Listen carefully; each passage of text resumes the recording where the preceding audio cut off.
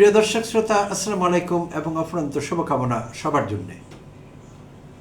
শেখ হাসিনা আমলে জনপ্রশাসন এবং পুলিশ বিভাগের কর্মকর্তারা কখনো কখনো ছাত্রলীগ বা যুবলীগের দ্বারা ডিসিপ্লিনিংয়ের শিকার হতেন। যুবলীগ ছাত্রলীগ ম্যানার্স শেখাতো কখনো কখনো জনপ্রশাসনের কর্মকর্তাদের মাঠ পর্যায়ে এবং পুলিশ অফিসারদের। তো বিশেষ করে পুলিশ অফিসারদের কেউ কেউ এই ডিসিপ্লিনের অংশ হিসেবে কখনো কখনো হালকা থেকে মাঝারি ধরনের চট থাপড় কিংবা লাথি উষ্টা, দুঃখিত প্রিয় দর্শক শ্রোতা, বেশিরভাগ মানুষ এইভাবেই বলেন বিষয়গুলোকে, লাথি কিংবা উষ্টা হালকা থেকে মাঝারি ধরনের খেয়েছেন পুলিশ কর্মকর্তারা ছাত্রলীগ কিংবা যুবলীগের হাতে। তো এই অফিসারদের মধ্যে সাব ইন্সপেক্টর থেকে শুরু করে উপরে ওসি, অ্যাসিস্ট্যান্ট কমিশনার পুলিশের এরকমও ছিলেন কেউ কেউ। আরও উপরে ছিলেন কিনা আমি জানি না, এমন 2-4টি ঘটনা আমার মনে আছে, নিশ্চয়ই আপনারাও মনে করতে পারবেন। তো এইটি তারা ম্যানার্স শেখাতো, যেমন বিশ্ববিদ্যালয়ের হলগুলোতে নবাগতদের ম্যানার্স শেখানো হয় হল রুমে কিংবা গেস্ট রুমে, তো সেরকম ম্যানার্স শেখানো হতো। তো ফলে আমরা অনেক সময় দেখেছি গণমাধ্যমে 2-1টি ঘটনা চলে আসলে যখন সে অফিসারদের জিজ্ঞেস করা হতো যে আপনাকে তো থাপ্পড় মারতে দেখা গেল, অমুক ছাত্রলীগ নেতা অমুক যুবলীগ নেতা আপনাকে ধাক্কা দিল, আপনাকে থাপ্পড় মারল, তো তারা সেগুলো গায়ে লাগাতেন না। তারা তখন অনেকে ডিফেন্স নিতেন এইভাবে যে না, আমাকে আসলে থাপ্পড় মারেনি, আমার গালে একটি মাছি বসেছিল, আমার গালে একটি মৌমাছি বসেছিল, মৌমাছি আমাকে কামড় দিতে পারে, তাই তিনি হাত দিয়ে এরকম মাছিটি সরিয়ে দিয়েছেন, আসলে থাপ্পড় মারেননি, আপনারা ভুল বুঝেছেন, মানুষ ভুল বুঝেছে। প্রিয় দর্শক শ্রোতা, এইভাবে আমরা অনেক সময় ভুল বুঝতাম। তো শেখ হাসিনার আমল তো এখন নেই, এখন একটা নির্বাচিত সরকার দেশে, বহু বছর পর, 17 বছর পর। তো এখন সেই আগের কালচারটি ফিরে আসুক সেটি আমরা চাই না। তো কিন্তু বহুদিনের চর্চা আমাদের, এত তাড়াতাড়ি ভুলি বা কী করে। তো যাই হোক, এই বিষয়ে একটি কথা বলতে হবে। এমন একটি ঘটনা ঘটেছে গত বৃহস্পতিবার দিন কুমিল্লা জেলায় জেলা প্রশাসকের সম্মেলন কক্ষে। প্রিয় দর্শক শ্রোতা, ঘটনাটি বিস্তারিত আলাপ করবার আগে একটি ছোট্ট ভিডিও ক্লিপ এখানে দেখে নিতে চাইছি আপনাদের সঙ্গে, তাতে করে পুরো বিষয়টি বুঝতে সহজ হবে। তো চলুন ভিডিও ক্লিপটি দেখে নিই। এটা পলিটিক্স মঞ্চ না, ছাত্রদের উপর আমি নিজেও আপনাকে বৌরাদের ঢাকায় ছাত্র করে আসছি। এটা মিটিং, এখানে বহু মানুষ, আপনি এইভাবে কথা বলতে পারেন না, এটা বাহিনী সম্পর্কে। ওনার জিসানের বাবার মামলা হচ্ছে ঢাকায়, কথাটা বুঝতে হবে। আপনি এটা পলিটিক্স মঞ্চ না, ছাত্রদের উপর আমি নিজেও আপনাকে বৌরাদের ঢাকায় ছাত্র করে আসছি। হ্যাঁ করেছেন না, এখানে কথা বলবেন যখন একটা ফর্মাল মিটিং এ কথা বলবেন, তথ্য নিয়ে কথা বলবেন। তথ্য আপনি আমার বসে আসেন, আমি দেখাই দেবো। আমরা তথ্য নিয়ে বলছি স্যার, সিস্টেম বিষয়ে আমরা তথ্য দিয়েও আমরা অনেক সময় কোনো ভূমিকা পাই না। আপনারা এখন আপনার নিজের শত্রুকে আমলিক বানায় ধরার জন্য চেষ্টা করতেছেন, যাকে আপনার পছন্দ হয় না ওকে বেশি বানায়। যারা মামলার আসামি ওদের গ্রেপ্তার চাই স্যার। আরে মামলার আসামি কাকে গ্রেপ্তার করবেন? আপনি মামলার আসামি, আপনি মামলার আসামি গ্রেপ্তার করবেন না কাকে গ্রেপ্তার করবেন? আপনি এই ফর্মাল মিটিং কথা বলছেন কি জন্য? এটা তো তাহলে স্যার কোথায় বলবো আমরা? আপনি আমার অফিসে আসেন। অফিসে আজকে আপনি বলছেন অবশ্যই আসবো, কিন্তু এক স্যার বললেন নাই, কখন আপনার সাথে দেখা হয় নাই। আমি ছাত্রদের বাইরে বাইরে স্যার, আমি চলে যুদ্ধা এখানে যে তথ্য ছিল ছাত্র নেতা, আমি কথা বলার আগে একটু কথা বলাকে চিন্তা করবেন। আপনি কোন ধারণ ক্ষমতা কত? আমি 2টা প্রকাশ কিন্তু কালকে রাখতে পারবেন। কথা বলাকে চিন্তা করবেন, কি বলতেছেন? কোন ধারণ ক্ষমতা কত রাখবেন? 2টা প্রকাশ কিন্তু আমি রাখতে পারবেন। আপনি কথা বলার আগে, একটা বাহিনী সম্পর্কে কথা বলার আগে। হ্যাঁ প্রিয় দর্শক শ্রোতা, ভিডিও ক্লিপে আপনারা যা দেখলেন এবং শুনলেন, এইটি এআই জেনারেটেড না, কৃত্রিম বুদ্ধিমত্তা ব্যবহার করে তৈরি করা হয়নি, এটি একটি রিয়েল ভিডিও। ঠিকই দেখেছেন এবং ঠিকই শুনেছেন। তো ডিসির সম্মেলন কক্ষে ছাত্র দলের কুমিল্লা জেলার সাবেক সভাপতি ফখরুল ইসলাম মিঠুর সঙ্গে কুমিল্লা জেলার এখন যিনি এসপি হিসেবে কাজ করছেন মোহাম্মদ আনিসুজ্জামানের সঙ্গে একটি বাক বিতণ্ডা। সাবেক ছাত্রদল সভাপতি, কুমিল্লা মহানগরী এবং কুমিল্লার এসপি। আর সেইটির সূত্রপাত কুমিল্লার লাকসামের আমাদের শহীদ জিসানের বাবার নিরাপত্তা নিয়ে প্রশ্ন উঠেছিল। সেখানে জিসানের বাবা তার ব্যক্তিগত নিরাপত্তা নিয়ে উদ্বেগ প্রকাশ করছিলেন, কারণ স্থানীয় ছাত্রলীগ যুবলীগ তাকে হুমকি দিচ্ছিল, প্রাণনাশের হুমকি। তো তার সেই ব্যক্তিগত নিরাপত্তার বিষয়ে এসপি আনিসুজ্জামানের দৃষ্টি আকর্ষণ করবার জন্যে কথা বলছিলেন মিঠু, ছাত্রদল নেতা। তো মিঠু এসপিকে চার্জ করেন অনেক বিষয়ে, যেমন তিনি বলছিলেন আপনি কুমিল্লায় আসার পর ফ্যাসিস্টরা কুমিল্লায় চলে এসেছে।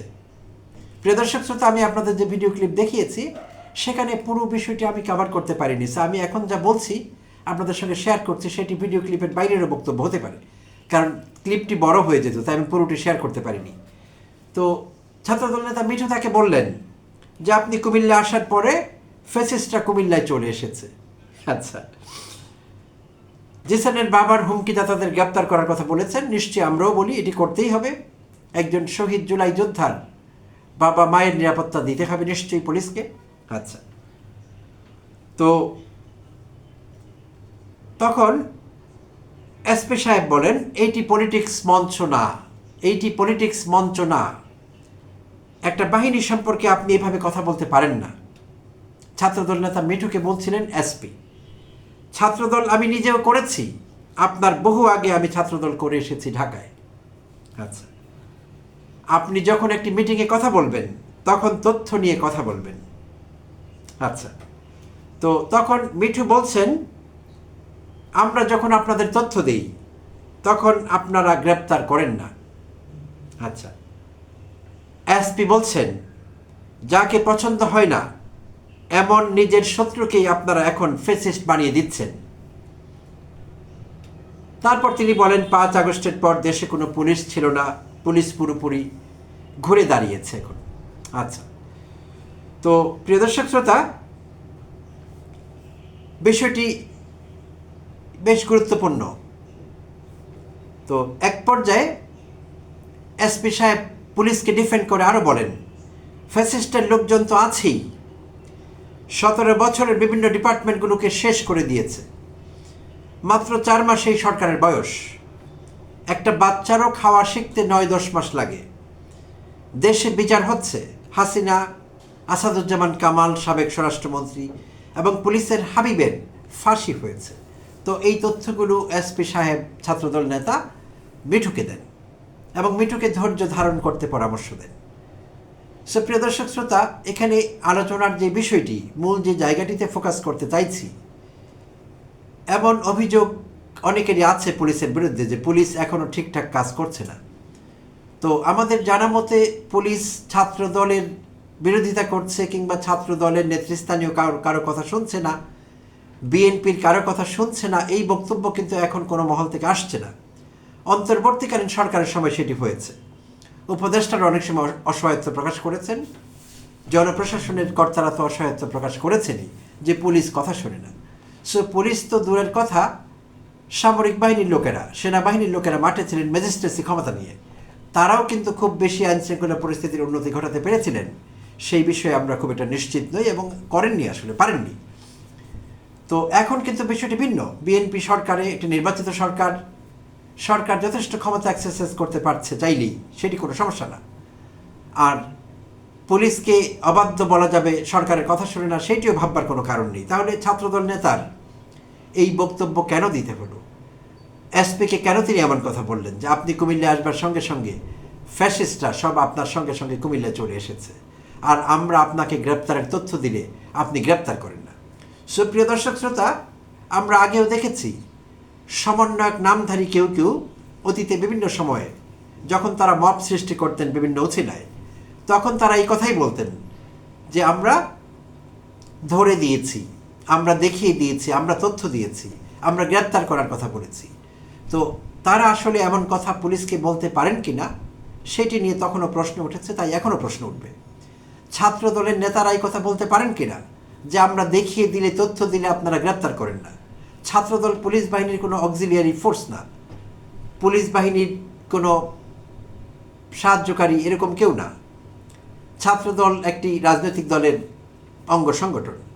সো তারা আনুষ্ঠানিকভাবে পুলিশকে এই কথা বলতে পারে কিনা যে আমরা তথ্য দিচ্ছি অমুক জায়গায় অমুককে ধরুন, এই কথা তারা বলতে পারেন না। কিন্তু তারা এই কথা বলছেন, কিছু কিছু সমন্বয়ক যে কথা আগে বলতেন, সব সমন্বয়ক এটি করেননি, কিছু ধান্দাবাজ সমন্বয়ক এটি করেছেন, চাঁদাবাজি করেছেন, আর অনেক কিছু করেছেন। আমি জানি অনেকের মন খারাপ হয়ে যাবে, আমার এনসিপির ভাই বোনদের মন খারাপ হয়ে যাবে, বৈষম্য বিরোধী ছাত্র আন্দোলনের ভাই বোনদের মন খারাপ হয়ে যাবে আমার এই বক্তব্য শুনলে। কিন্তু আমি ঢালাওভাবে সমালোচনা করছি না। আমি জুলাই যুদ্ধকে ধারণ করি, এনসিপি আমার প্রিয় দল, তারপরে বলছি কিছু ঝামেলা তো হয়েছে। একাংশ সেটি বৈষম্য বিরোধী ছাত্র আন্দোলনের নাম দিয়ে, এনসিপির নাম দিয়ে, জুলাই যোদ্ধার নাম দিয়ে তারা কিছু অপরাধ কর্ম করেছেন।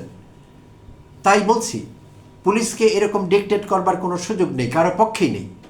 এনসিপির কেউ পারবেন না, বৈষম্য বিরোধী ছাত্র আন্দোলনের কেউ পারবেন না, ছাত্র দলেরও কেউ পারবেন না, কিংবা বিএনপি এবং তার অঙ্গ সংগঠনের অন্য কোনো সংস্থা পুলিশকে এইভাবে ডিকটেট করতে পারেন না। তো প্রিয় দর্শক শ্রোতা, এখানে আমি মূল যে জায়গাটিতে হাত দিতে চাইছি এই মুহূর্তে, সেটি হলো যেটি বলছিলাম, অতীতে ইচ্ছে মতো পুলিশকে ব্যবহার করা গেছে। আর কুমিল্লার এসপি আনিসুজ্জামান যেভাবে পুলিশকে ডিফেন্ড করলেন, যেই সাহসিকতা নিয়ে তিনি কথা বললেন, এবং যেভাবে তিনি চোখে আঙ্গুল দিয়ে দেখিয়ে দিলেন যে আপনাদের পছন্দ না হলে কাউকে আপনারা ফেসিস্ট তকমা দিচ্ছেন, তাদেরকে ফেসিস্ট বানিয়ে ফেলছেন, এটি একটি অত্যন্ত বোল্ড স্টেটমেন্ট পুলিশের পক্ষ থেকে। সো আমি এসপি আনিসুজ্জামানকে এই জন্যে অন্তর থেকে শ্রদ্ধা জানাই। তিনি যে এরকম একেবারে স্পষ্টবাদী হতে পেরেছেন, স্ট্রেট ফরওয়ার্ড এই বক্তব্য রাখতে পেরেছেন যে কাউকে পছন্দ না হলেই ফ্যাসিস্ট, এইটি একটি ট্রেন্ড হয়ে গেছে, বহুদিন থেকে আমরা দেখছি। আর বিভিন্ন সময়ে এই ফ্যাসিস্টদের বিরুদ্ধে যত মামলা হয়েছে, হাজার হাজার মামলা হয়েছে ব্যক্তিগত শত্রুতা থেকে, সেইটিও কিন্তু এখন আলোতে এসেছে। সকলের বিরুদ্ধে যাদের বিরুদ্ধে অভিযোগ আনা হয়েছে তাদের সকলেই যে ফ্যাসিস্ট ছিলেন, সকলেই যে হত্যাকাণ্ডের সঙ্গে জড়িত ছিলেন, বিষয়টি এরকম না। অনেক সময় ব্যক্তিগত শত্রুতার কারণে এই অভিযোগ বিএনপি এবং বিএনপির অঙ্গ সংগঠনের অনেকের বিরুদ্ধে এসেছে, যে ব্যক্তিগত শত্রুতা চরিতার্থ করবার জন্য তারা অনেকের বিরুদ্ধে মামলা দিয়েছেন, কিংবা চলমান কোনো মামলায় অনেকের নাম ঢুকিয়ে দিয়েছেন, এবং সেই সবকে কেন্দ্র করে টাকাও কামাবার চেষ্টা করেছেন, ধান্দা করেছেন, এবং সফল হয়েছেন অনেকে এই কাজে। এমনকি বৈষম্য বিরোধী ছাত্র আন্দোলনের অনেক সমন্বয় এই কাজে যুক্ত হয়েছিলেন, তাদেরও কারো কারো নাম আলোতে এসেছে, তারা কারা সেগুলো আমরা জানি। তো কেউ অন্যায় করতে পারবেন না, বিষয়টি কিন্তু মোটেই এরকম না। প্রিয় দর্শক শ্রোতা, আমাদের বিষয়টি খেয়াল রাখতে হবে যে আমরা হাসিনাকে তাড়িয়েছি, অন্য কেউ এসে এখন চাঁদাবাজি করবে, অন্য কেউ এসে ভয় দেখাবে, অন্য কেউ এসে মিথ্যা মামলা দিবে, আমরা সেটি বরদাস্ত করবো, মোটেই না। দেশের মানুষ শুধু ব্যক্তির পরিবর্তন চাননি, দেশের মানুষ চেয়েছেন সিস্টেমের পরিবর্তন। তাই আমরা অন্যায় করলে কাউকে ছাড় দেব না, সরকারি দল হোক, বিরোধী দল হোক, এনসিপি হোক, জামায়াত হোক, কারো ছাড় পাবার কোনো সুযোগ নেই। অন্যায় করবে আমরা চোখে আঙুল দিয়ে দেখিয়ে দেব। তো সেটি আমাদের করতে হবে প্রিয় দর্শক শ্রোতা।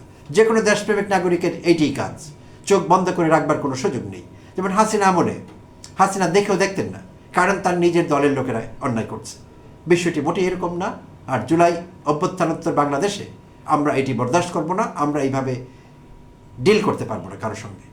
তো যেটি বলছিলাম যে পুলিশ অফিসাররা যেই সাহসিকতা নিয়ে কাজ করছেন, সবাই না, এখন অনেকেই ভয় পাচ্ছেন, বাট এসপি আনিসুজ্জামান সত্যিকার অর্থে একজন সাহসী অফিসার, এবং তাকে আমি বলবো আপনি যেই জায়গায় এখন আছেন এই জায়গা থেকে কখনো সরে যাবেন না, লোভ লালসার বশবর্তী হয়ে আপোষ করবেন না, আপোষ করবার কোনো বিষয় নেই। আমি দৃঢ়ভাবে এই কথা বিশ্বাস করি প্রিয় দর্শক শ্রোতা, শেখ হাসিনা আমলেও পুলিশের ঊর্ধ্বতন কর্মকর্তারা এসপি লেভেল থেকে শুরু করে আপওয়ার্ড, ডিআইজি এবং অন্যরা যদি হাসিনার অন্যায় কাজগুলো বিরোধিতা করতেন, ছাত্রলীগ যুবলীগ তাদের দিয়ে যে অন্যায় করাতে চাইতো এবং তারা সেগুলো আস্কারা দিতেন, প্রশ্রয় দিতেন, সেগুলো যদি না করতেন, শক্ত হয়ে দাঁড়াতেন যে আমি প্রজাতন্ত্রের কর্মচারী, আমি কোনো অন্যায় আদেশ প্রতিপালন করতে পারবো না, আমাদের পরিস্থিতি এতটা খারাপ হতো না, হাসিনাকেও পালিয়ে যেতে হতো না। তাই তারা যা নির্দেশ এসেছে, এমনকি কখনো নির্দেশ আসেনি, স্বতঃস্ফূর্তভাবে অন্যায় অংশগ্রহণ করেছেন, সেটি এখন সব কিছু আলোতেই আছে, সব আমরা জানি প্রিয় দর্শক শ্রোতা। সো আমার বক্তব্য যদি আপনাদের ভালো লেগে থাকে, দয়া করে চ্যানেলটি সাবস্ক্রাইব করবেন এবং লাইক কমেন্ট শেয়ার করে পাশে থাকবেন, যেমনটি বরাবরই আপনারা থেকেছেন। সো প্রিয় দর্শক শ্রোতা, এই বিষয়ে আপনারা কি ভাবছেন? এসপি আনিসুজ্জামানের এই বোল্ডনেস, এই সাহসিকতা আপনারা কিভাবে দেখছেন পরিবর্তিত পরিস্থিতিতে? কমেন্টে জানাতে ভুলবেন না। আবার আপনাদের সঙ্গে কথা বলবো অন্য কোনো এপিসোডে, অন্য কোনো সময়।